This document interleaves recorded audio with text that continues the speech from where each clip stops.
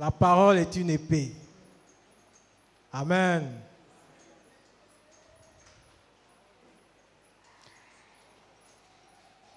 Le chef de l'armée de Yahweh. Est-ce qu'on peut prendre nos Bibles dans le livre de Jean?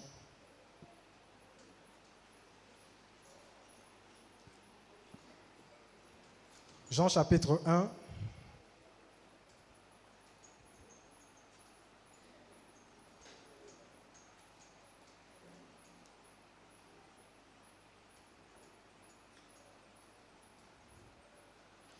Jean chapitre 1 à partir du verset 45. On va prendre ce passage, on va le lire. On va aussi prendre un autre passage dans Jean chapitre 7. Jean chapitre 7, le verset, à partir du verset 45 également. Donc Jean chapitre 1, verset 45 et Jean chapitre 7, verset 45. Okay. Jean chapitre jusqu'à 1. La fin, hein, les deux passages. Jean chapitre 1, verset 45. Philippos trouve Nathanaël et lui dit, celui au sujet duquel on écrit Moshe dans la Torah et les prophètes, nous l'avons trouvé. C'est Yehoshua de Nazareth, fils de Yosef. Et Nathanaël lui dit, peut-il venir quelque chose de bon de Nazareth? Philippos lui dit, viens et vois. Verset 47. Yehoshua aperçut Nathanaël venir vers lui et lui dit, voici vraiment un Israélite dans lequel il n'y a pas de tromperie. Nathanaël lui dit, d'où me connais-tu? Yehoshua répondit et lui dit, avant que Philippos t'appelle, quand tu étais sous le figuier, je t'ai vu. Nathanaël répondit et lui dit, Rabbi, tu es le fils d'Élohim, tu es le roi d'Israël. Yehoshua répondit et lui dit, parce que je t'ai dit que je t'ai vu sous le figuier, tu crois? Tu verras des choses plus grandes encore. Il lui dit aussi, Amen, Amen, je vous le dis. Désormais vous verrez le ciel ouvert et les anges d'Élohim montant et descendant sur le Fils d'humain. Chapitre 7. Okay.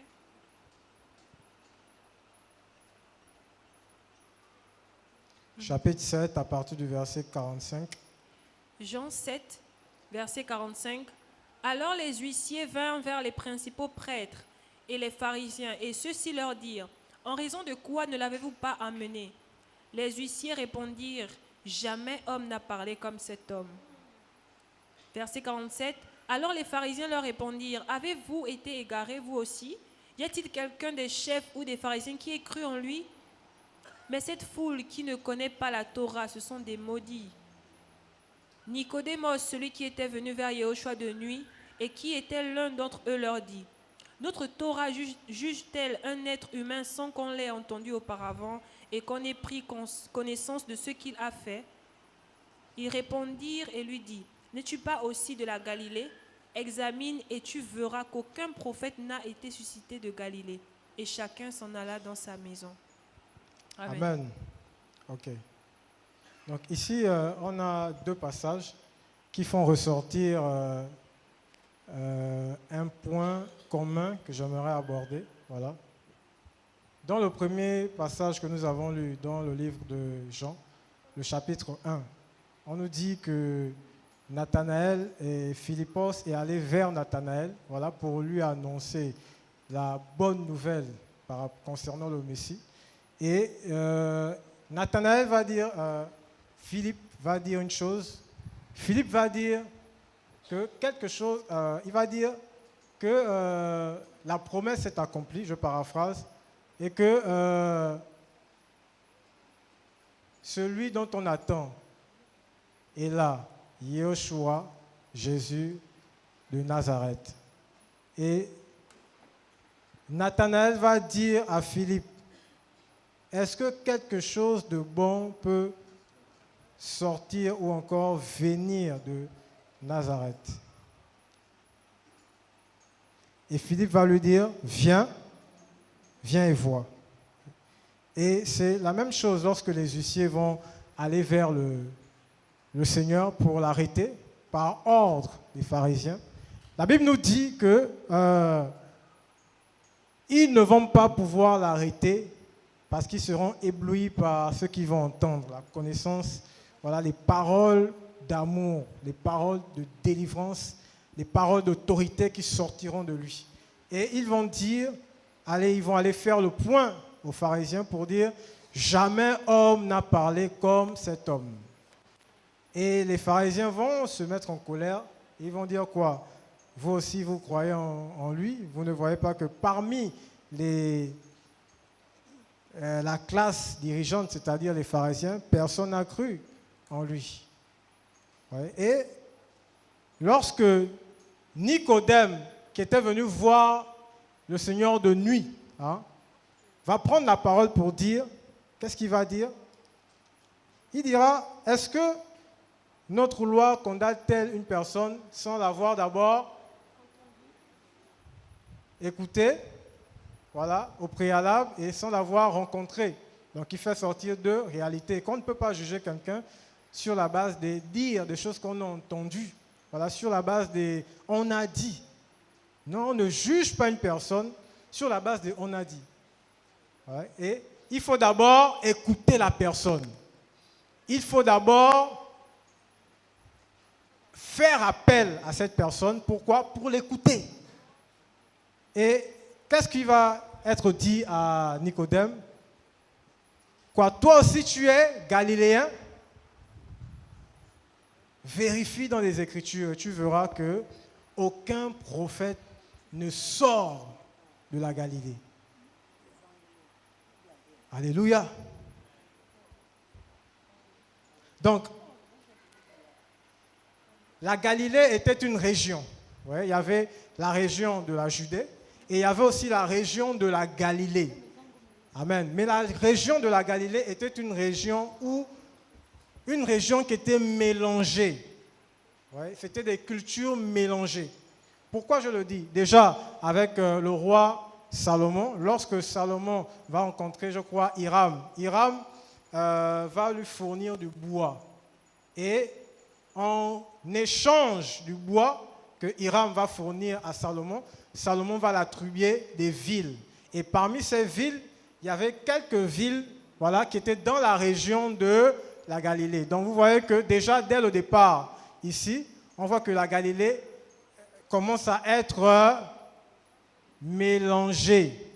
Et Hiram va se fâcher. Il va dire, mais comment tu peux m'attribuer des terres secs? Des terres qui, dans en fait, il n'y a pas la vie, vous voyez? C'est des terres désertes que tu m'attribues.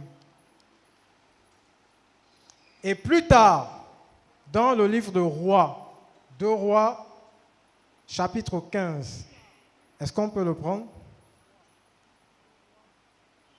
2 Rois, chapitre 15, le verset 30, verset 29.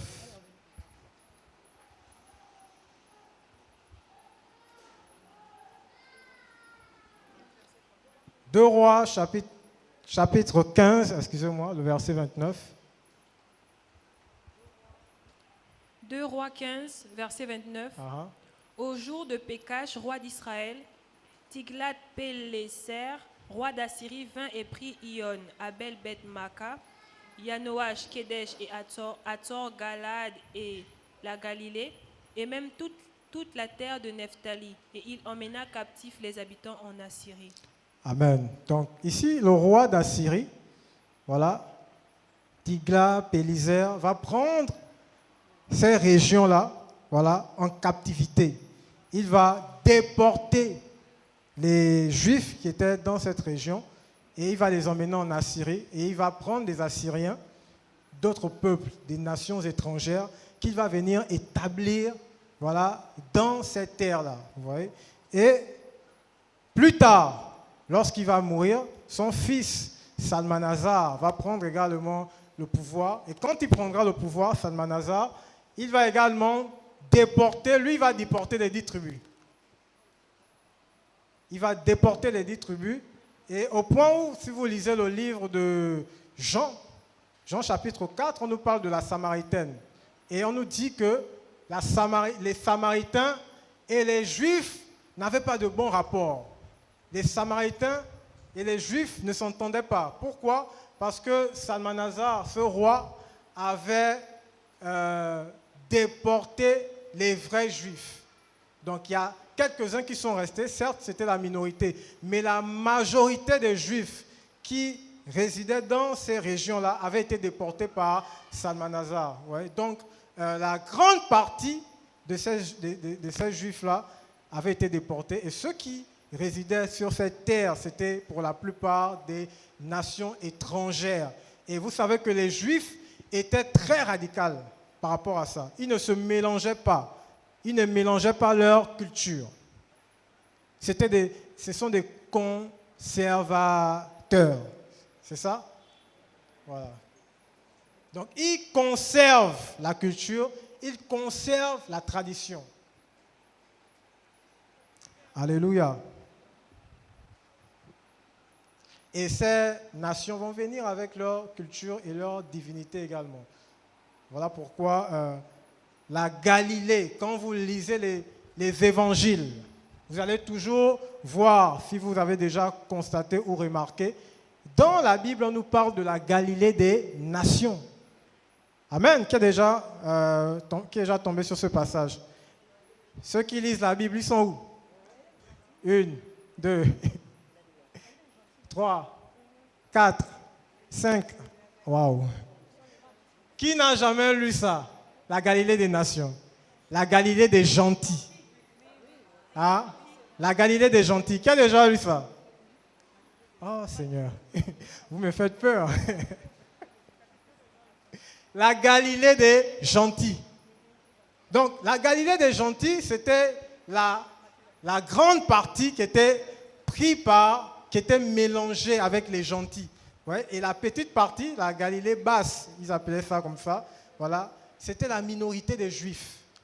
Et vous allez même vous rendre compte que lorsque le Seigneur vient, voilà, pour son œuvre, pour sa mission, vous allez vous rendre compte que les noms que les Juifs, les Galiléens portaient, c'était même des noms des nations. Pierre, Jacques, Jean, Pétros, c'est les noms des Grecs. Donc vous voyez qu'il y avait déjà une influence par rapport à la culture. C'était des gens acculturés. On me comprend? On me suit? Ok. C'était des personnes acculturées et il y avait un brassage. Et vous savez que les Juifs n'aiment pas le brassage de culture. Ils n'aiment pas ça. Parce que déjà, le Seigneur avait interdit ces choses. Amen. Et on fait un peu de l'histoire, hein? J'espère que vous me suivez. Donc, la mauvaise réputation que les Galiléens avaient, c'était dû à leur passé. Et non seulement ça, les Galiléens également étaient considérés comme des personnes rebelles, comme des personnes qui étaient prêtes à faire une insurrection. Voilà pourquoi dans le livre de Actes chapitre 5, vous allez vous rendre compte que lorsque Gamaliel prend la parole, il va citer qui? Judas le Galiléen, qui avait détourné un certain nombre de personnes pour une révolte. Alléluia. Voilà. Et après, il est mort et les gens se sont dispersés. Donc, vous voyez que les Galiléens avaient cette réputation-là, d'être des barbares, d'être des personnes sans instruction. Et voilà pourquoi les apôtres étaient considérés comme des hommes sans instruction. Parce que la différence avec la Judée, c'est que les Judéens étaient des personnes instruites. Et c'est en Judée qu'il y avait les différentes grandes écoles où on formait les pharisiens et autres, les sadducéens, les hérodiens. C'est en Judée qu'il y avait tout ça. Mais la Galilée, c'était des pêcheurs, des cultivateurs, des agriculteurs. Mais en même temps, leur région était une région riche. Mais ils se nourrissaient pour la plupart de ces activités-là. Alléluia. J'espère qu'on me suit. Ok. les Galiléens étaient susceptibles de fausses doctrines, de détourner le peuple. Ils avaient une très mauvaise réputation. Voilà pourquoi le Seigneur, lorsqu'il parle dans le livre de Matthieu, je ne sais plus trop, il parle de ces Galiléens sur qui la tour de Siloé est tombée. Et il va également parler de ces Galiléens que Hérode, c'est ça? Hérode a mélangé le sang avec les sacrifices d'animaux. Il les a sacrifiés. Donc le Seigneur va prendre cet exemple pour s'adresser au peuple, pour leur dire que ces Galiléens qui sont morts, dont le roi a tué, ne pensez-vous pas qu'ils sont morts? Ce jugement est tombé sur eux parce qu'ils étaient plus pécheurs que vous. Si vous ne vous repentez pas de vos péchés, vous périrez comme eux. Donc pourquoi le Seigneur vient pour recadrer ces choses? C'est parce que déjà, au départ, les Galiléens avaient une mauvaise réputation. Donc le Seigneur vient pour dire que non, ce n'est pas à cause de leur réputation qu'ils se sont retrouvés dans cette situation. Voilà. Parmi vous, il y a des personnes qui sont même encore pires qu'eux. Et si vous ne vous repentez pas, vous allez aussi périr. Parce que parfois, frère, lorsque le jugement tombe sur une personne, on va se dire c'est parce que cette personne était méchante. C'est parce que cette personne est mauvaise. Voilà pourquoi c'est le Seigneur qui l'a jugé. Et c'est ça comme ça, c'est comme ça que nous les hommes nous sommes.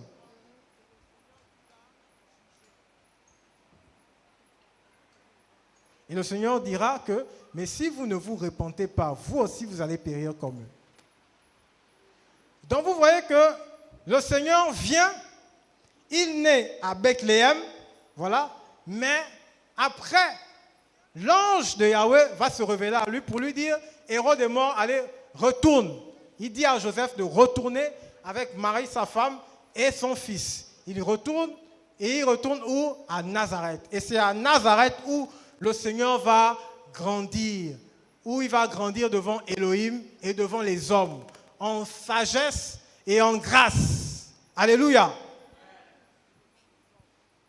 Et il va s'identifier aux Galiléens. Il va parler comme les Galiléens. Il va marcher comme les Galiléens. Voilà pourquoi, lorsque le Seigneur, vous savez, frère, on avait collé une étiquette à notre maître. C'est un Galiléen. Le Yeshua, le Galiléen. Ce n'était pas parce que on voulait peut-être faire joli à son nom. Non, c'était un signe de mépris. C'était le mépris. Voilà pourquoi on l'appelait le Galiléen, le Nazaréen. C'était pour le mépriser, pour le rejeter. Donc quand tu dis Yoshua, le Nazaréen, tu l'identifies en tant qu'homme méprisé, homme rejeté.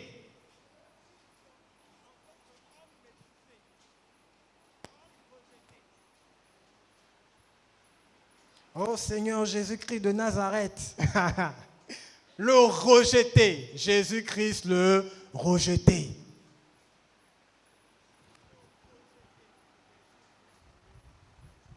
Voilà pourquoi les pharisiens vont dire à Nicodème, regarde, aux huissiers, il dit, est-ce que quelqu'un parmi nous a cru en lui? Parce que les Judéens n'ont pas cru. Les Juifs avaient du mal à croire au Seigneur. Même quand ils ressuscitaient les morts, ces miracles étaient attribués au diable, à Belzébul. Pourquoi? Il n'est pas sorti de leur école rabbinique. Il n'a eu aucune qualification, aucune formation. Comment on va l'accepter, frère? On a rejeté son message. On a rejeté ses miracles. Il va même aller jusqu'à dire, parce que le Seigneur était touché au-dedans de lui, il va aller jusqu'à dire, mais si vous me rejetez, croyez au moins à cause des signes. Vous voyez que l'incrédulité de ces hommes étaient allés au-delà des mesures. Au point où ils ont pris la grâce du Seigneur, ils l'ont attribuée au diable.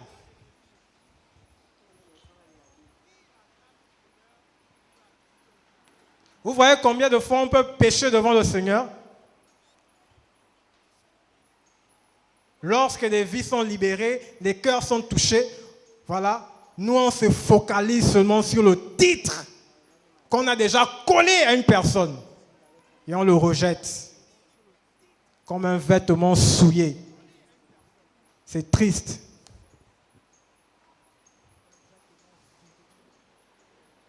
Et c'est comme ça que ces Judéens ont rejeté le Messie.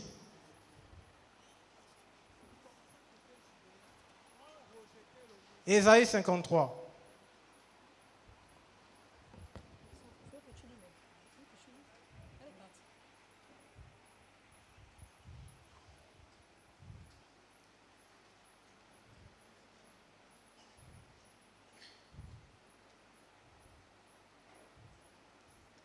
Ésaïe 53, le verset 1er. Est-ce qu'on peut lire?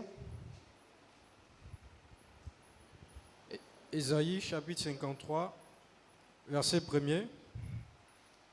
Qui a cru à notre prédication? Le bras de Yahweh, pour qui s'est-il découvert? Il est monté en face de lui comme une jeune plante, comme une racine en terre aride. Il n'avait ni forme ni splendeur quand nous le regardions, ni apparence qui nous le fasse désirer. Verset 3. Le mépriser et le rejeter des hommes, hommes de douleur et sachant ce qu'est la maladie. Tel celui devant qui l'on cache ses faces, il était méprisé, nous ne l'avons pas considéré. En vérité, il a porté nos maladies et il s'est chargé de nos douleurs. Mais nous avons estimé qu'il était frappé, battu par Elohim et humilié. Il a été profané à cause de nos transgressions, brisé à cause de nos iniquités. Le châtiment de notre paix a été sur lui, et c'est par ses meurtrissures que nous sommes guéris. Amen. Donc ici, Ésaïe fait ressortir un point qui est très capital. Il parle ici, il fait ressortir le mépris que le Seigneur devait subir sur la terre lorsqu'il devait venir. Comment son message devait être méprisé et comment le bras d'Élohim également devait être méprisé. Il dit, qui a cru à notre prédication? Frère, le Seigneur a prêché, mais qui a cru? 120 disciples.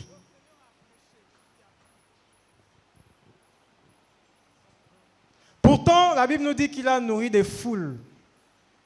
500 personnes. Quand on nous parle de ceux qui ont été nourris. Donc, il y avait des foules qui suivaient le Seigneur. Ouais, mais ils n'ont pas cru à son message. Il dit, le bras de Yahweh, pour qui s'est-il découvert? Il est monté en face de lui comme une jeune plante, comme une racine en terre aride. Il n'avait ni forme ni splendeur quand nous le regardions, ni apparence qui nous le fasse désirer, le mépriser et le rejeter des hommes. Homme de douleur, sachant ce que c'est la maladie, tel celui devant qui l'on cache sa face. Il était méprisé, nous ne l'avons pas considéré. Ah oui, frère. Il était méprisé et nous ne l'avons pas considéré.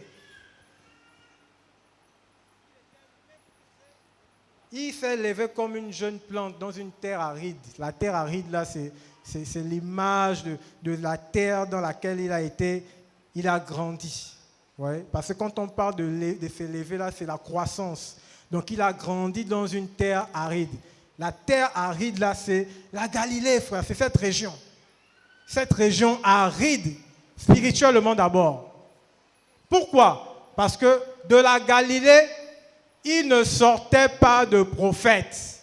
Or, quand les pharisiens vont dire à Nicodème que vérifie et tu verras que aucun prophète n'est sorti de la Galilée. Vous savez ce que ça veut dire, ce terme dans le grec? Ça veut dire que cette région, voilà, ne pouvait pas produire la vie. Cette région ne pouvait pas produire la vie, était incapable de produire la vie. Parce que dans le terme, le fait de sortir, c'est un mot qui parle aussi de la résurrection, le réveil, ouais, se réveiller du sommeil. C'est une région qui ne pouvait pas réveiller ces hommes du sommeil, qui ne pouvait pas réveiller ces habitants de la mort. Voilà pourquoi lorsque le Seigneur sort du désert, dans Matthieu chapitre 4, la Bible nous dit que le Seigneur va être conduit, voilà, il va se diriger vers la région de Nephtali. Or, Nephtali était dans la Galilée. Et il dit quoi? Il va voir un peuple plongé dans quoi? Dans les ténèbres. Et a vu quoi? Une grande lumière s'élever. Frère, c'est le temps de la visitation. Le Seigneur s'est souvenu de la Galilée, qui était plongée dans les ténèbres, qui ne pouvait pas produire la vie. Le Seigneur est descendu en Galilée, parce que c'est lui la lumière de la vie. Alléluia! Partout là où le Seigneur met ses pieds, même si ça fait 150 ans que tu es dans la mort, quand il arrive, frère, il vient avec la lumière. Voilà pourquoi la Bible nous dit qu'en lui était la vie, et la vie était la lumière des hommes. Frère, quand il arrive quelque part, il vient non seulement avec la vie, mais il vient également avec la lumière. Et sa présence chasse les ténèbres. Alléluia! Oh, tu ne me comprends pas. Si tu te retrouves aujourd'hui assis là, c'est parce qu'un jour tu étais dans les ténèbres. Un jour tu étais dans la mort. Mais lorsque tu as écouté l'évangile de salut, l'évangile de paix, il y a quelque chose qui s'est passé. Même toi-même, tu ne savais pas, tu étais inconscient. Mais il y a eu comme un transfert dans l'esprit. La Bible nous dit qu'il nous a pris du royaume des ténèbres et nous a transportés dans le royaume de lumière, en qui nous avons le pardon des péchés et la rémission, la rédemption.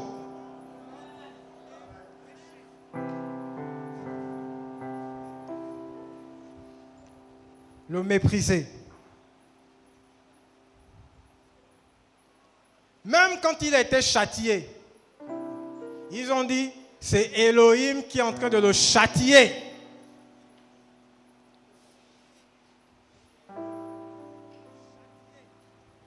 Voilà un homme qui a porté le mépris toute sa vie.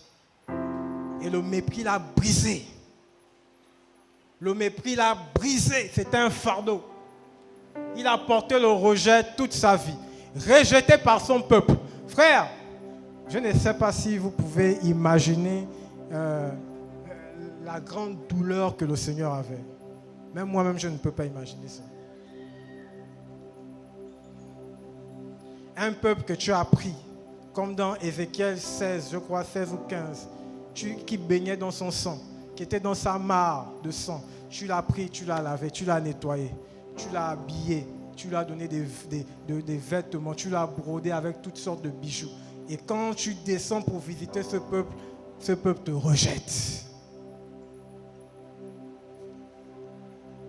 Pourquoi? Parce que tu as décidé de grandir dans une terre, voilà, une terre qui avait déjà une étiquette. Où tous ceux qui étaient dans cette terre-là, dans cette région, étaient des vauriens.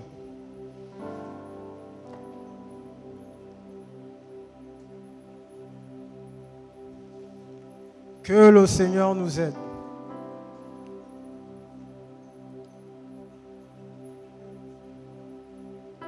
Voici là où le Seigneur a grandi, frère, avec le mépris de son peuple.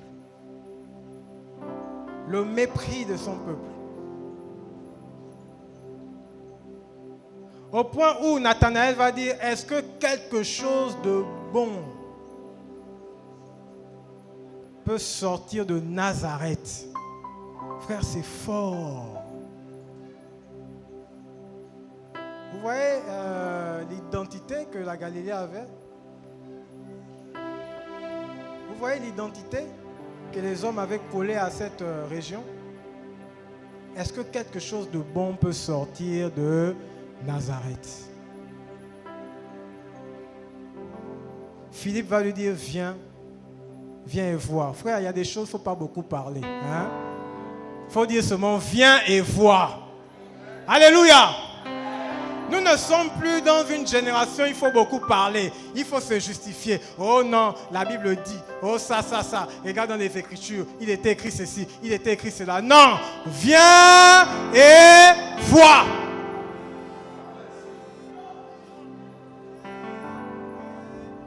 Faut venir voir. Viens voir les œuvres de Yahweh. Voilà pourquoi je veux encourager quelqu'un. On a dit dans ta famille, rien de bon ne peut sortir de ta famille. Rien de bon ne peut sortir de ta vie.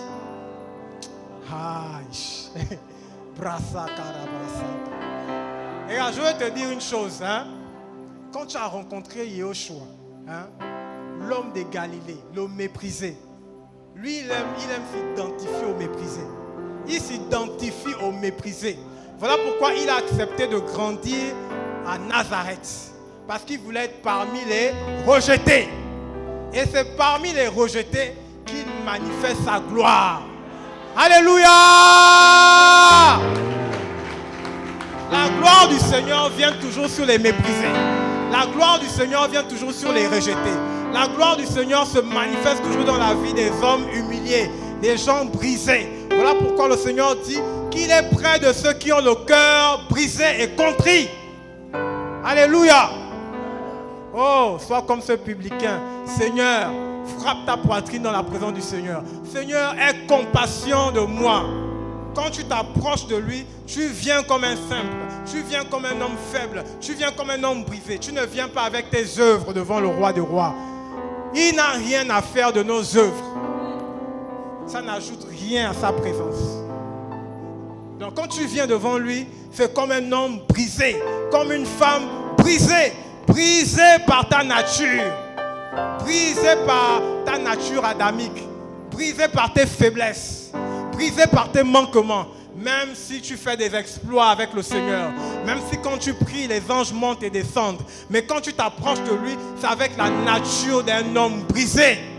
Voilà pourquoi la Bible va dire que David était l'homme selon le cœur d'Élohim. Frère, malgré les grandes conquêtes, malgré les louanges que ces femmes ont chantées à David, Saül a tué 1000, David a tué 10 000. Malgré ces chants de louanges, David était un homme brisé. Lorsqu'il a péché avec Bathsheba, il s'est prosterné à genoux. Seigneur, aie compassion de moi. Seigneur, ne me détruis pas. J'ai péché devant toi. Voici les cœurs que le Seigneur cherche dans ce temps de la fin. Des hommes et des femmes brisés par Elohim. Voilà pourquoi le Seigneur te fait passer par toutes ces épreuves. Parce qu'il est en train de te préparer pour des grandes choses. Il est en train de te préparer, il prépare ton esprit afin que tu ne puisses pas t'élever quand la bénédiction viendra. Que tu ne puisses pas te lever quand le Seigneur va te mettre en haut. Quand le Seigneur va dresser une table en face de tes adversaires. Quand il va commencer à oindre d'huile ta tête et que ta coupe va déborder. Il veut que tu restes humble. Seigneur, à toi toute la gloire. Si aujourd'hui, mes ennemis reconnaissent que tu marches avec moi, c'est parce que tu as décidé que c'est le temps. Si aujourd'hui, tu as dressé cette table, c'est parce que tu as décidé que c'est le temps. Regarde. Le Seigneur va t'emmener au large. Alléluia. Isaac a creusé des puits. Il a été combattu. Ces puits ont été fermés. Isaac a creusé, il a été combattu. Mais il a laissé, il a oublié les puits que Jacques et Abraham, son père, avait creusés. Il allait creuser de nouveaux puits. Parfois, le Seigneur veut t'emmener dans quelque chose de nouveau. Mais tu es toujours attaché au puits de tes pères. Tu es là, tu veux creuser. Mais quand tu creuses, tu retrouves toujours les combats. Fais toujours les combats, les attaques, le mépris. On te combat, on te persécute. Mais le Seigneur te dit, lève la tête. Élargis l'espace de ta tente. Élargis l'espace de ta tente. Va creuser de nouveaux puits.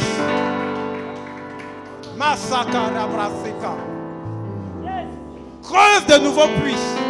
Et quand tu vas commencer à creuser de nouveaux puits, oh alléluia, frère, la Bible nous dit que le Seigneur a emmené Isaac au large. Oh, je vois des personnes ici que le Seigneur est en train d'emmener au large. Je vois des personnes ici que le Seigneur est en train d'emmener au large. Le Seigneur te fait dépasser tes limites. Le Seigneur te propulse.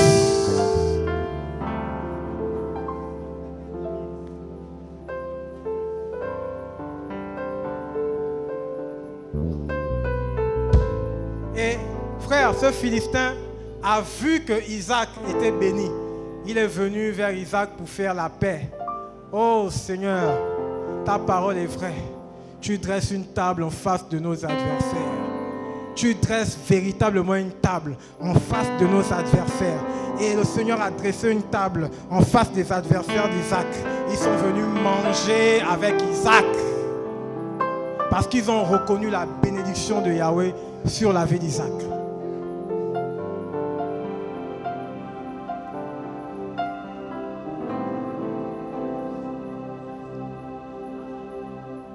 La Galilée qui était une ville méprisée, une région méprisée, un district méprisé.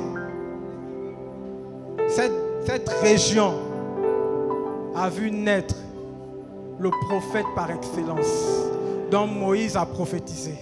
Dans Michée chapitre 5, voilà, on nous parle de ce Messie qui naîtra dans la ville de Bethléem. La Galilée a vu la lumière se lever sur elle.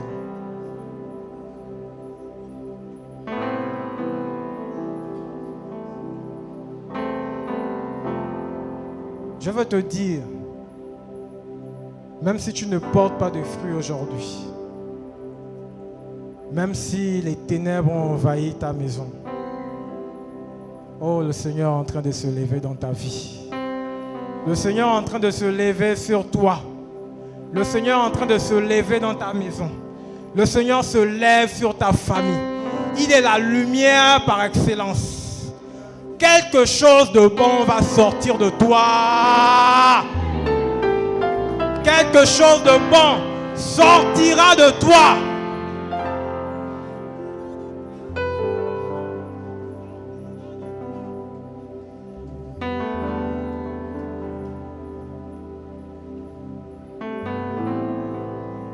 Le Seigneur est parti. Il est monté. Il a laissé des apôtres. Quand il est monté, l'ange est venu. Il a dit, homme galiléen. Le Seigneur s'adresse aux apôtres. Il s'adresse à eux. L'ange s'adresse aux apôtres. Et c'était des Galiléens. Mais en même temps, il leur donne l'identité de leur maître dans l'esprit. Il dit, hommes galiléens, vous les méprisez. Vous les rejetez d'Israël. Pourquoi cessez-vous de regarder le maître qui monte? De la même façon que vous le voyez monter, c'est de cette façon dont il reviendra. Et les apôtres, la Bible nous dit qu'ils étaient au nombre de 120 dans la chambre haute, en train de prier, en train d'intercéder. Ils attendaient la promesse que le maître avait donnée. Et la Bible nous dit dans le livre de Actes des Apôtres que pendant qu'ils étaient assis, il y a eu un tremblement. Et l'Esprit est descendu sur eux en forme de langue de feu. Le Saint-Esprit est descendu sur eux en forme de langue de feu. Et il s'est posé sur chacun d'eux. Et la Bible nous dit qu'ils se sont mis à parler en langue, prophétiser, parler d'autres langues. Au point où les hommes qui étaient là réunis ont dit, mais pourquoi entendons-nous ces Galiléens parler dans notre langue maternelle?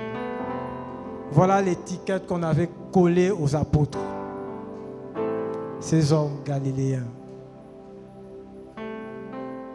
Mais ce jour, frère, il y a eu quelque chose qui s'est passé dans Israël. Il y a eu quelque chose qui s'est passé à Jérusalem. Le Seigneur venait de faire naître 120 prophètes. 120 Galiléens remplis de l'Esprit. Voici la Galilée qui n'a jamais connu des prophètes. Aujourd'hui, il se retrouve avec 120 prophètes. Alléluia! Acclame-le!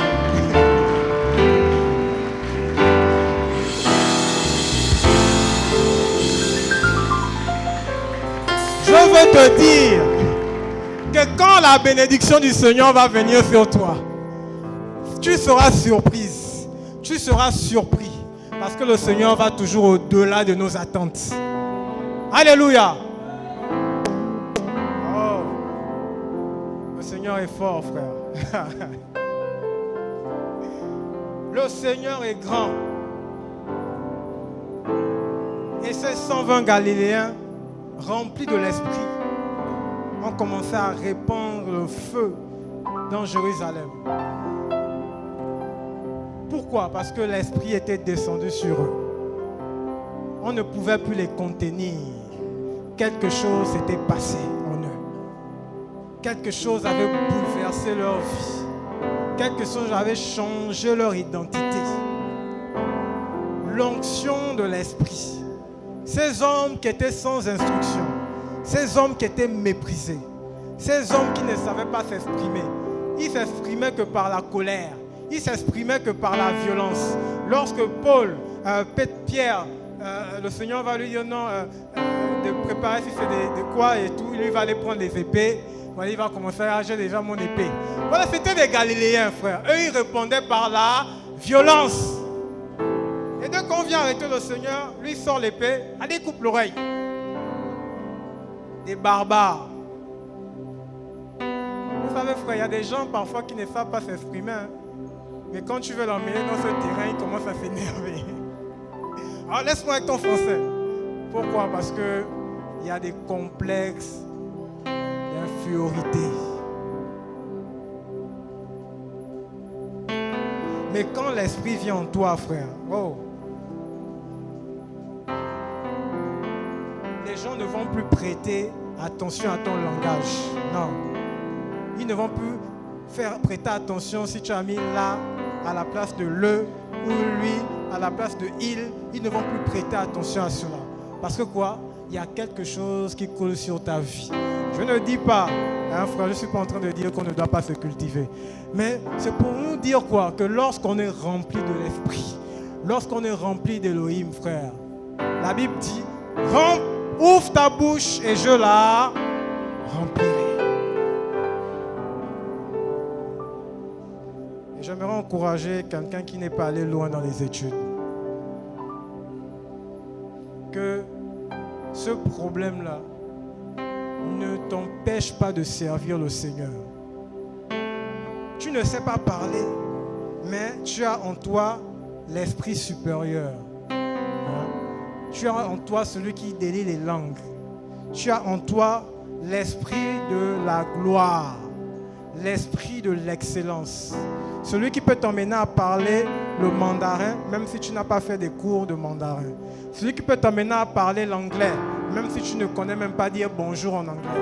Il peut délier ta langue pendant 30 minutes et tu libères une prophétie en anglais. Frère, on l'appelle son excellence le Saint-Esprit. Et lorsque, frère, ces 120 Galiléens ont rencontré le Mashiach, il est descendu sur la forme esprit. Des hommes sans instruction, ils se sont retrouvés en train de parler l'araméen, l'hébreu, le perse, le grec, tout. Ils ont parlé ces choses, mais ils n'ont pas fait l'école pour ça. Alléluia.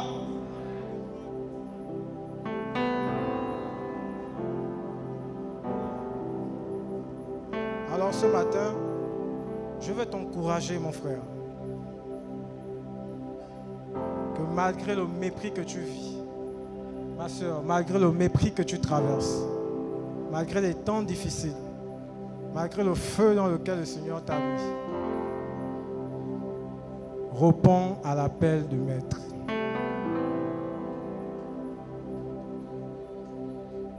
Le Seigneur travaille avec les hommes et des femmes rejetés, méprisés. Ah oui. Gédéon est né dans une famille où il s'est considéré comme le plus petit de sa famille. Et en même temps, il avait catégorisé déjà sa famille comme la famille la plus pauvre. Mais le Seigneur a vu Gédéon dans son mépris. Il est descendu pour visiter Gédéon. Et lorsque le Seigneur se révèle à Gédéon, il dit, vaillant héros. Gédéon est étonné, il dit, mais que me vaut cette salutation? Toi, tu te vois comme une méprisée. Toi, tu te vois comme un rejeté. Le Seigneur, lui, te voit comme un guerrier, comme une guerrière, comme un vaillant héros. Non, tu ne m'as pas compris. Tu ne m'as pas compris, frère. Le Seigneur te voit comme un guerrier, comme une guerrière, une femme de prière, une femme d'onction, une femme déterminée, une femme qui ne se laisse pas vaincre, qui ne se laisse pas étouffer, qui ne se laisse pas intimider. Une femme, lorsque l'ennemi se lève, elle se lève également. Frère, il y a des femmes qui ne se laissent pas intimider. Il y a des hommes qui ne se laissent pas étouffer, qui ne se laissent pas vaincre par les menaces de l'ennemi. Quand l'ennemi se lève comme un fleuve pour les attaquer, frère, ces hommes se lèvent également dans la prière. Et l'esprit d'Élohim se lève. Et il commence à faire fuir le diable. Alléluia.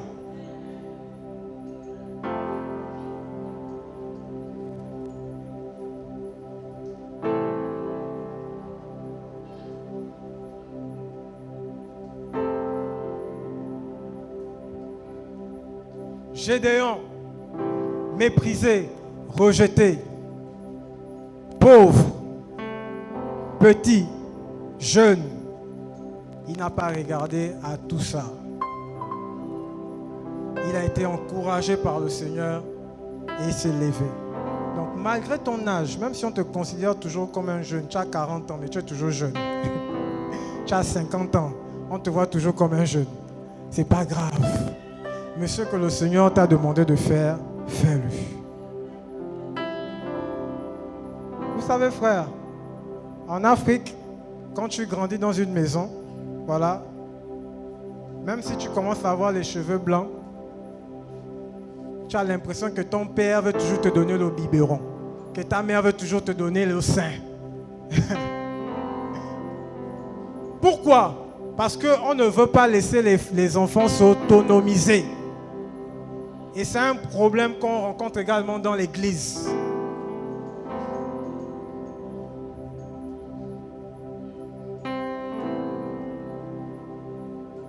Nos parents africains sont comme ça. Ils veulent toujours garder la famille, voilà, ensemble. Voilà pourquoi il y a d'autres qui ont les moyens.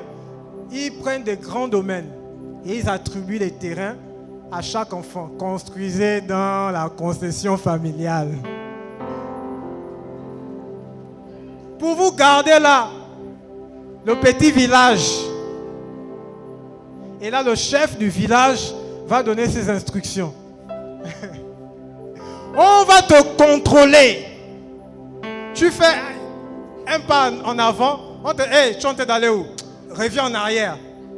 Tu dis B, on te dit arrête de dire B. Ferme la bouche. Tu vas aller où? C'est ça l'Afrique.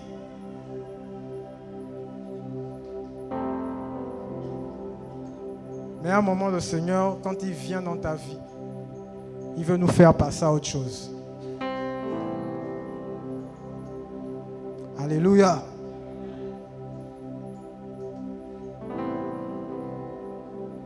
Que le Seigneur soit béni. Alors, mon frère, ma soeur, toi qui es venu ce matin, et pour ceux qui nous écoutent également en ligne, voilà, que le Seigneur vous encourage, que le Seigneur vous fortifie également dans votre marche avec lui. Le Seigneur connaît toutes les difficultés auxquelles vous passez. Le Seigneur connaît les problèmes que vous rencontrez, le mépris auquel vous faites face. Voilà. Que ce soit dans la famille, que ce soit dans l'église, voilà, où tu es né, où tu as grandi, que ce soit dans ton lieu de travail, que ce soit dans ton quartier, le Seigneur voit le mépris, le Seigneur voit le vêtement que l'on t'a fait porter. Le Seigneur voit le rejet. Il y a des personnes, depuis qu'elles ont accepté le Seigneur, la relation avec la famille a pris un coup. Pourquoi? Parce qu'elles sont devenues strictes. Parce qu'elles veulent voir la gloire du Seigneur. Tes amis t'ont abandonné. Ta famille t'a abandonné. Lorsqu'on tient des réunions, on ne t'appelle même pas. Pire encore si tu ne travailles pas. On va même pas un peu te consulter. Au fait, toi, on te met toujours dans les divers. Hein? Tu n'es jamais dans les grandes lignes. Toujours dans les divers. Frère, c'est des gens comme les David, frère. David était dans les divers. Quand le Seigneur envoie Samuel pour aller oindre le roi d'Israël, son père a appelé tout le monde. Mais David est resté dans les divers. Il y a des gens qu'on a mis dans les divers, dans les oubliettes. On les a mis en marge. Ce sont les écrasés, les méprisés, les inconsidérés.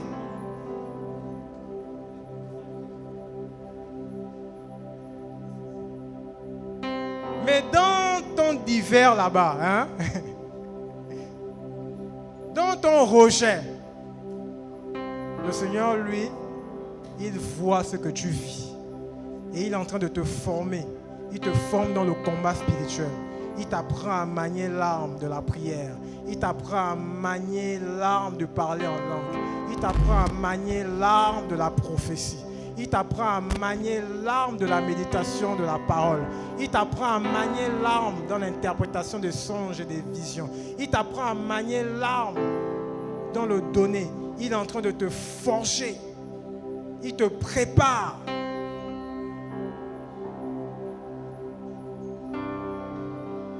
Et lorsqu'on va demander à Isaïe, mais ce sont tous tes fils, il va dire, ah, oui, après il va dire, ah, il y a un petit là qui est là-bas, il est en brousse avec les moutons.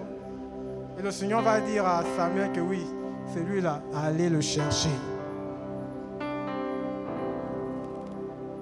C'est celui qui sent le mouton là.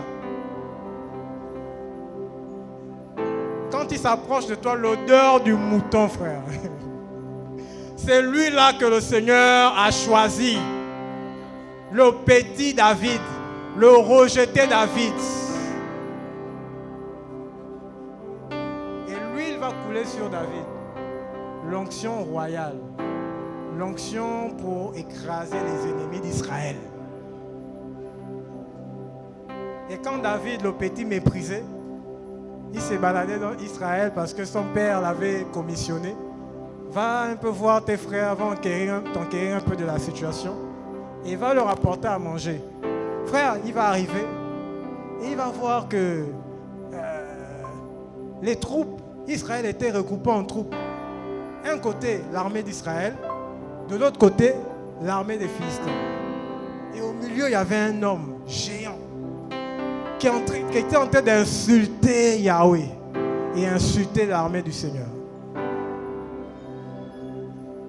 David va écouter ces paroles.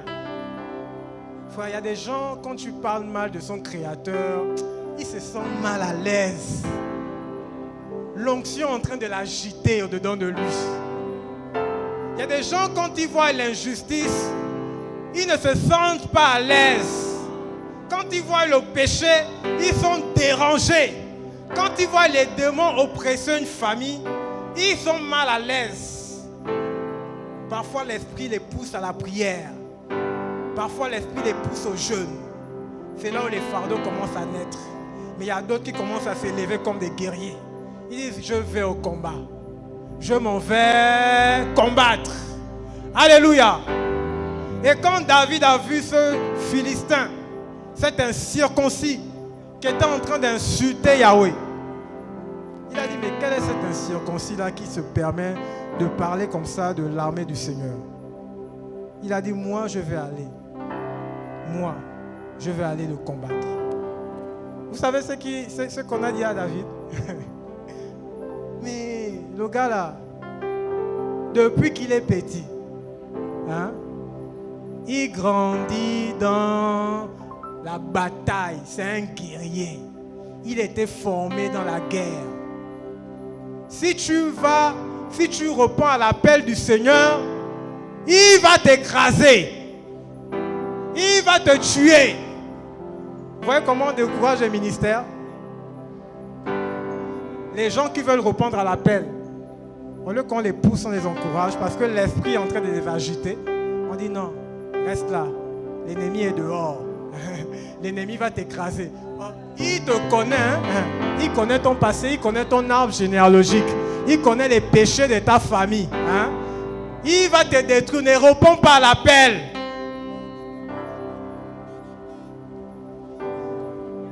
Tu es un petit, tu es un jeune, tu es un enfant. Mais David ne s'est pas laissé impressionner par les hommes parce qu'il savait ce qu'il avait reçu dans son cœur. Et là, David va prendre d'abord les armes. Hein? Il va prendre d'abord les armes de son père Saoul. Mais il sent qu'avec les armes de Saoul, il ne se sent pas à l'aise, frère. Ah, frère, je vous dis, tu ne peux pas te sentir à l'aise dans le manteau de quelqu'un d'autre. Voici pourquoi Élisée a demandé la double portion. Parce qu'il ne voulait pas le manteau identique d'Élie. Il voulait plus. Il a laissé les armes de Saoul. Il allait prendre ses propres armes avec lesquelles le Seigneur est tenté de le former dans le secret. N'abandonne pas les armes que le Seigneur t'a données dans le secret. N'abandonne pas les talents que le Seigneur t'a donnés dans le secret. N'abandonne pas les grâces que le Seigneur t'a données dans le secret. La direction que l'Esprit te donne de suivre. Ne mets pas ça de côté parce que les hommes veulent t'influencer. La façon dont l'Esprit veut te conduire à travailler. Ne mets pas ça de côté parce qu'on veut que tu suives un modèle.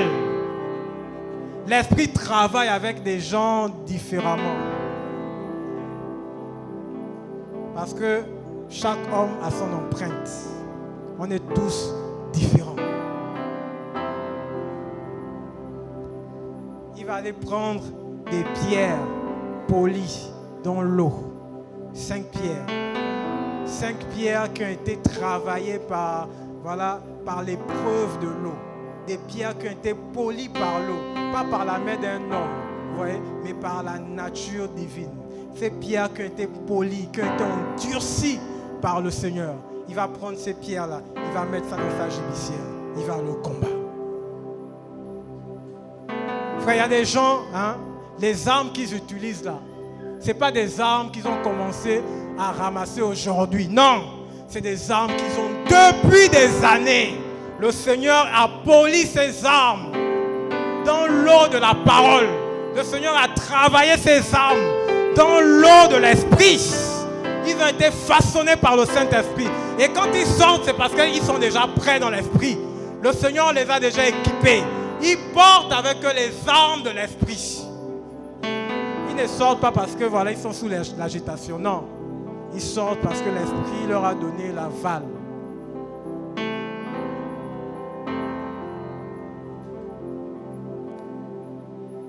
Alléluia.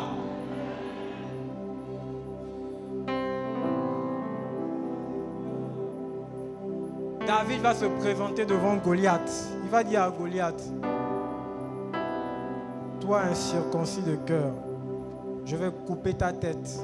Je vais donner ton corps aux oiseaux du ciel. Ils vont te dévorer.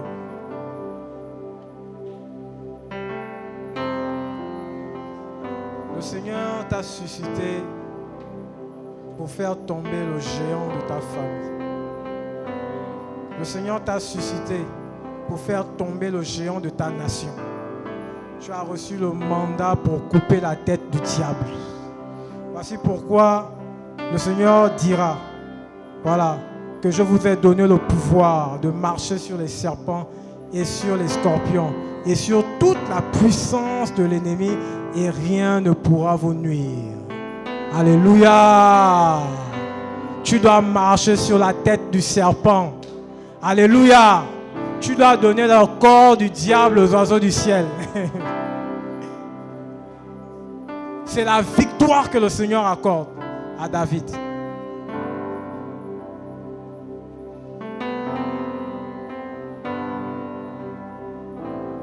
David, vaillant guerrier, il a coupé la tête de Goliath. Et il a donné son corps aux oiseaux du ciel. Il a triomphé de l'ennemi d'Israël. Celui qui sémait la terreur. Celui qui troublait la paix en Israël. Celui qui empêchait aux gens de vaquer à leurs occupations. Celui qui empêchait aux rois de dormir tranquille.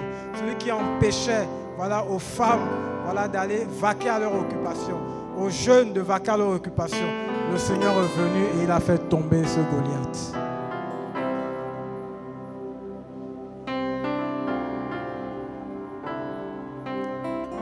Alors ne regarde pas ta jeunesse. Ne regarde pas ton âge. Ne regarde pas à tes capacités.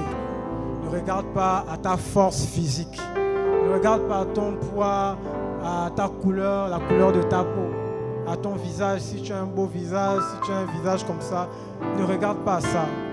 Ce n'est pas ce que le Seigneur cherche en toi. Le Seigneur cherche des vases brisés. Des vases sur lesquels il va faire couler son autorité. Des vases sur lesquels il va descendre pour manifester sa gloire. Et si le Seigneur t'a choisi, ce n'est pas en vain. Le Seigneur t'a élevé comme une faible plante dans ta famille. Il est en train de te faire croître. Le Seigneur t'a placé comme une lampe et il t'a posé sur le chandelier pour que tu éclaires la maison. Ce n'est pas en vain si le Seigneur t'a touché. Le Seigneur t'a établi prophète, prophétesse dans ta maison, dans ta famille. La première personne qui doit parler à sa maison, c'est d'abord toi. C'est toi le prophète de ta maison. C'est toi la prophétesse de ta maison. Voilà pourquoi les gens de ta maison font des songes sur toi. Comment est-ce que tu combats pour eux? Parce que le Seigneur t'a établi comme une muraille forte dans ta famille. Il faut réaliser, voilà, l'identité que le Seigneur t'a donnée et ne plus te mépriser. Oh Seigneur, je suis faible. Oh Seigneur, je suis la plus jeune. Oh Seigneur, je n'ai pas fait d'école. Oh Seigneur, je n'ai pas beaucoup de diplômes. Seigneur, je ne sais pas parler. Non, le Seigneur t'a établi comme une muraille forte dans ta maison. Et Josué avait compris cela. Il dit, moi et ma maison, nous servirons Yahweh. Dehors l'adultère, dehors la fornication, dehors le vol, dehors le mensonge, dehors le concubinage, dehors la tricherie, dehors les calomnies, dehors toutes ces choses. Parce que ma maison doit servir Yahweh. Dehors les esprits de famille, les entités familiales qui troublent la paix, les maris et femmes de nuit, les esprits qui viennent nous étouffer dans le sommeil. Dehors ces esprits. Dehors ces esprits. Parce que ma maison servira Yahweh. Dehors les esprits qui emmènent la mort. Les esprits, on a dit que chaque fin d'année, quelqu'un doit mourir. Dehors ces esprits. Parce que la mort ne régnera pas toujours dans ma maison. Ô mort, où est ton aiguillon? Ô mort, où est ta victoire? L'aiguillon de la mort, c'est le péché. La mort a été vaincue à la croix. Dehors la mort. Dehors la fatigue. Dehors la paresse. Dehors l'assoupissement. Dehors les esprits de mort. Les esprits de sommeil. Les esprits d'alourdissement. Lorsque tu veux prier, tu sens comment le sommeil vient t'emporter. Tu sens comment la mort rôde autour de toi. Lorsque tu commences à ouvrir la Bible, tu sens comment le sommeil vient tomber sur toi. Dehors ces esprits de sommeil. Dehors. Dehors ces esprits. Lorsque tu veux prendre des temps de jeûne, lorsque tu veux commencer à te consacrer, à te mettre à part, parce que le Seigneur t'a mis un fardeau, la procrastination vient sur toi. L'esprit de procrastination, cet esprit qui te dit toujours, remets ça à demain, remets ça au lendemain, remets ça pour la semaine prochaine. Dehors ces esprits de régression, dehors. Tu ne régneras plus dans ma maison. Tu ne régneras plus dans ma vie. Vous savez, frère, non seulement il y a ta maison qui est l'image de la famille, mais il y a aussi toi-même. Tu es la maison d'Élohim. Ouais. Tu es la maison d'Élohim. Le Seigneur est venu mettre de l'ordre dans ta vie. Il y a des démons qui n'aiment pas l'ordre. Ils n'aiment pas voir l'ordre dans ta maison. Ils n'aiment pas voir l'ordre dans ta vie. Voilà pourquoi ils sortent d'un corps et ils vont dans les lieux arides chercher cet autre esprit plus méchant pour s'aimer le désordre. Oh, à partir d'aujourd'hui, nous déclarons qu'il n'y aura plus de désordre dans ta famille, dans ta maison, dans ta vie. Dehors les esprits de désordre.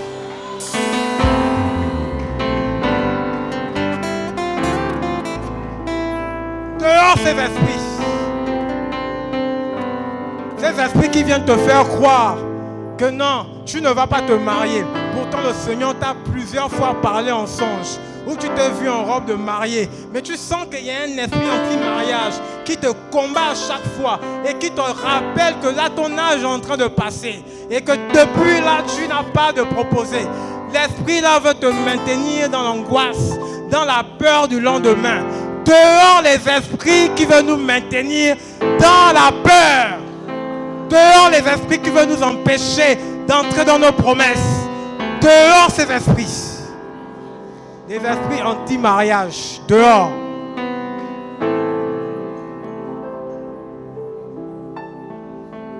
Il y a des esprits qui combattent également le don de prophétie. Je vous assure, frère, l'esprit prophétique est un esprit qui est beaucoup combattu dans ces temps de la fin. Les esprits qui viennent jeter les voiles, les pagnes noirs sur les visages des prophètes. Les esprits qui viennent et qui viennent rendre la vue des prophètes floue. Voilà pourquoi le Seigneur vient pour mettre des colliers, c'est pour bien voir. Il y a des esprits qui apportent la cécité spirituelle. Tu ne vois plus. Toi qui avais des songes, toi qui avais des visions, toi qui recevais des paroles de connaissance, toi qui prophétisais même dans ta chambre, mais depuis un temps tu ne reçois plus rien. Dehors ces esprits qui combattent l'onction prophétique. Dehors! Dehors ces esprits qui combattent les prophètes. Regarde, pendant que tu es en train de dire dehors, il y a des liens qui sont en train de se briser. Il y a des chaînes qui sont en train de tomber. Il y a des chaînes qui sont en train de se briser. Il y a des autels qui ont été dressés avec ton nom. Le Seigneur est en train de briser ces autels parce que ton nom avait déjà été pris ou incanté. Le Seigneur commence à libérer ta vie. Shaya mama mama mama mama mama. Rabra saka baba baba. Le kaya maseka ya brasuka laisha. Pendant que tu confesses ces paroles, le Saint-Esprit est en train de t'envelopper de son onction. Pendant que tu confesses ces paroles, l'Esprit d'Élohim est en train de t'envelopper. Frère, lorsque les apôtres étaient dans la chambre haute, lorsque le Saint-Esprit est descendu sur eux, frère, le Saint-Esprit a commencé à les agiter et les envelopper. Je vois l'Esprit en train de t'envelopper. Je vois l'Esprit en train de t'envelopper. L'Esprit en train de restaurer l'onction prophétique sur ta vie. L'Esprit en train de restaurer l'onction prophétique sur ta vie. Et tu vas à nouveau parler de sa part. Tu vas à nouveau te lever comme une prophétesse. Et tu vas marcher sur les serpents, sur les scorpions. Tu vas marcher sur les entités qui te combattent, qui combattent ta grâce, qui combattent l'onction que le Seigneur a posée sur ta vie. Lorsque David a été oint, la Bible nous dit que les Philistins se sont levés parce qu'il avait été oint comme un roi. Ils sont allés pour combattre l'onction royale. Il y a des gens parce qu'ils ont été oints par le Seigneur. L'esprit du diable, l'esprit de l'erreur, l'ennemi s'est levé dans leur vie pour commencer à combattre l'onction prophétique qui est sur eux. Mais le Seigneur te dit, je te donne la victoire et tu vas triompher de tes ennemis. Je te donne la victoire et tu vas triompher de tes ennemis. Je te donne la victoire et tu vas triompher de tes ennemis. Je te donne la victoire. Je te donne la victoire et tu vas triompher de tes ennemis. Tu vas triompher de tes ennemis. Je vois des gens qui sont en train d'être animés par un esprit de guerre, l'esprit de guerrier, l'esprit de la guerre en train de te saisir, l'esprit de la guerre en train de s'emparer de toi. Il y a comme une révolte qui est en train de naître dans ton cœur. Tu dis, à partir d'aujourd'hui, je décide d'être quelqu'un de différent. C'est fini. Maintenant, je veux me laisser agiter par le Saint-Esprit.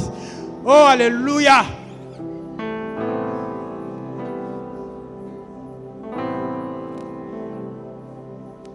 C'est fini.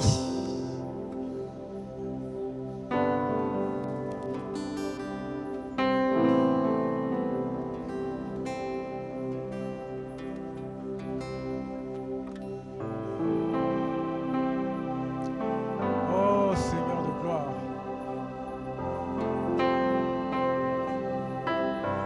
Le Seigneur va te toucher. Le Seigneur va te toucher. Parce qu'il s'est souvenu de toi. Je veux parler à une femme.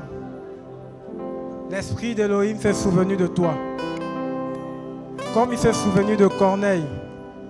Le Seigneur dit, parce que tu as fait beaucoup de dons, parce que tu as nourri les pauvres, parce que tu as nourri les prisonniers, parce que tu as nourri les veuves, je me souviens de toi.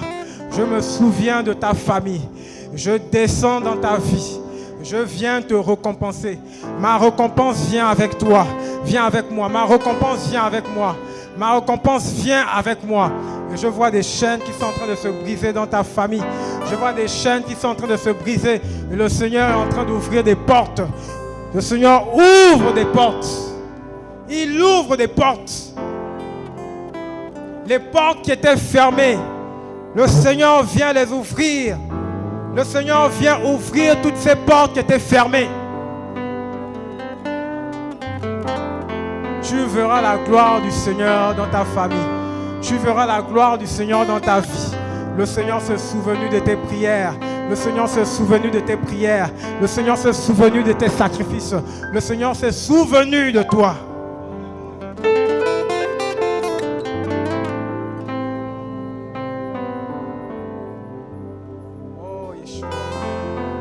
Merci mon roi.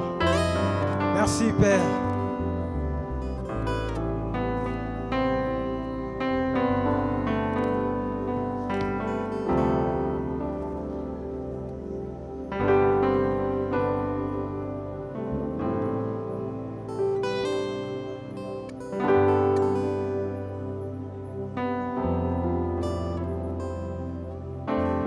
Est-ce qu'on peut se mettre debout?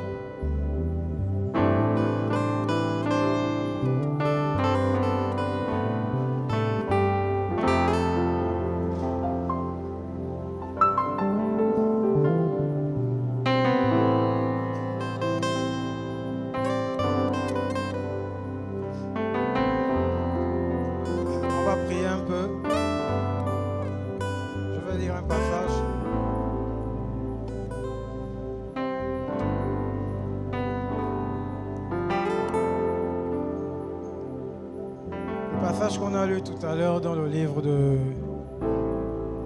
Jean, l'évangile de Jean, la Bible nous dit que Yoshua répondit, verset 46, et Nathanaël lui dit, peut-il venir, bref, verset 49, il est dit, Yoshua aperçut Nathanaël venir vers lui, et il dit de lui, voici vraiment un Israélite dans lequel il n'y a pas de tromperie. Nathanaël lui dit, d'où me connais-tu? Yoshua répondit et lui dit, avant que Philippe t'appelle, quand tu étais sous le figuier, je t'ai vu. Nathanaël répondit et lui dit, Rabbi, tu es le fils d'Élohim, tu es le roi d'Israël. Yoshua répondit et lui dit, parce que je t'ai dit que je t'ai vu sous le figuier, tu crois, tu verras des choses plus grandes encore. Il lui dit aussi, Amen, Amen, je vous le dis. Désormais vous verrez le ciel ouvert et les anges d'Élohim montant et descendant sur le Fils d'humain. Alléluia. Le Seigneur dit à Nathanaël que parce que je t'ai dit, que je t'ai vu, tu crois, mais tu verras des choses plus grandes. Tu verras des anges monter et descendre sur le Fils d'humain. Le Seigneur veut nous emmener à voir des choses plus grandes. Frère, nous ne sommes plus dans le temps où on doit être ébloui par, c'est vrai, c'est les dons, mais le Seigneur veut aller au-delà de la parole de connaissance, au-delà de les visions. Il veut nous montrer des choses plus grandes. Et les choses plus grandes, c'est qui? C'est lui. C'est lui les choses plus grandes. C'est lui, le Fils de l'homme, et ses saints anges monter et descendre. Je veux compris, tu vas demander au Seigneur de restaurer les talents qui sont en toi. Tu sais ce que tu as perdu. Tu sais là où le Seigneur te veut. Tu sais si tu t'es arrêté en chemin, tu as arrêté de travailler pour lui. À cause du combat, à cause du rejet, à cause du mépris, tu t'es découragé. Le Seigneur veut que tu reviennes à ton poste. J'aimerais que tu pries dans ce sens. Que le Seigneur restaure tout ce qui est mort en toi ou encore qui s'est comme refroidi en toi, la flamme qui s'est refroidie en toi. Si tu peux prier, allez, vas-y, prie. Que tous les anges devant sa face d'un journage, tu es assis dans la victoire, tu es roi.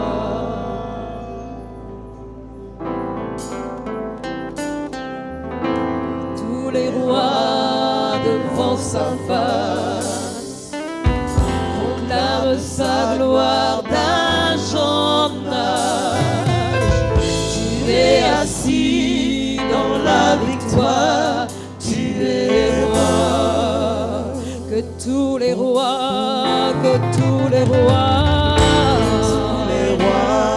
devant sa face, proclament sa gloire d'un journage. Tu es assis dans la victoire.